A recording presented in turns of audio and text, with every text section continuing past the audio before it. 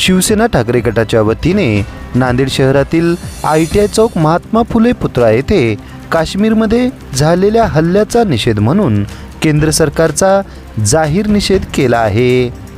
यावेळी आंदोलकांनी केंद्र सरकारविरोधात प्रचंड घोषणाबाजी करत आपला निषेध नोंदविला आहे। भारतातील एक अधिकारी यांनी संपूर्ण माहिती दहशतवाद्यांना पोहोचवली आहे।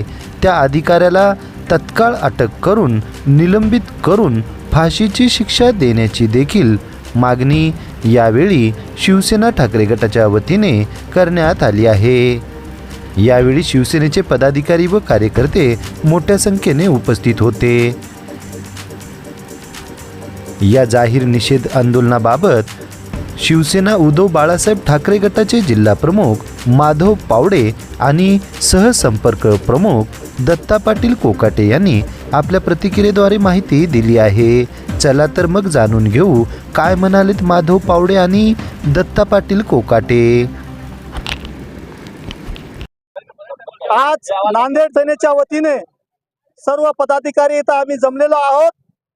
या देशामध्ये सातत्याने दहशतवादी हल्ले होत आहेत आणि काल परवा जे काश्मीरमध्ये दहशतवादी हल्ला झाला त्या हल्ल्याच्या निषेधार्थ आम्ही शिवसेना उद्धव बाळासाहेब ठाकरेच्या वतीने आज इथं ITI चौकामध्ये निषेध करत आहोत।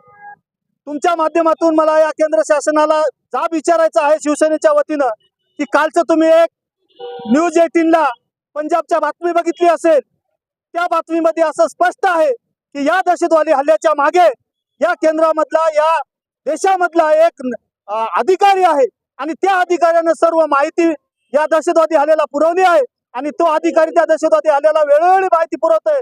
त्याच्या आमची दुसरी एक मागणी आहे की त्या अधिकाऱ्याला तात्काळ निलंबित करण्यात यावं आणि त्या अधिकाऱ्याला अटक करण्यात यावी। एखाद्या समाजाचा तो कोणत्या समाजाचा असो तो अधिकारी देशासाठी घातक आहे, त्यामुळे अधिकाऱ्याला तात्काळ निलंबित करून अटक करण्यात यावी आणि हे दहशतवादी हल्ले भारत कधीही खपून घेतला जाणार नाही हे शिवसेनेच्या वतीनं आम्ही तुमच्या माध्यमातून सांगू इच्छितो। नांदेड शिवसेनेच्या जिल्ह्याच्या वतीनं आज ITI चौकामध्ये निषेध आंदोलन केलेलं आहे।